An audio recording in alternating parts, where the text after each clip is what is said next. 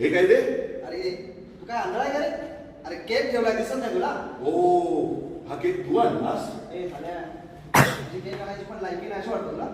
नाही तसं नाही रे, तसं नाही. पण आज काय विशेष म्हणजे केक आणायचं कारण काय? तू माणूस आहे का भूत आहे रे? बाबा मी भूत आहे. काय ते सांग. अरे चोंडऱ्या, अरे आपल्या सगळ्यांच्या लग्नाचा वाढदिवस आहे की नाही मला सांग? ओ, मग? तुला लक्षात आहे? वा.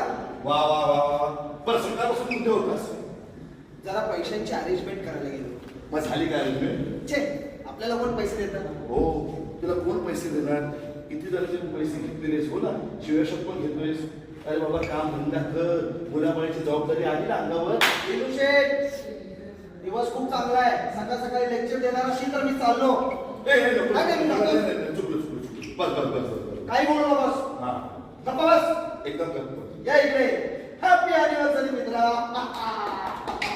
धन्यवाद. Yes. केक कोणाला कडून आणलास? तुला. ए, अरे म्हणजे गाडीवरून 500 रुपये नाही का घेतले, त्याच्यातून हा केक आणला. अरे ते ज्योतिषाला द्यायला घेतलेस ना?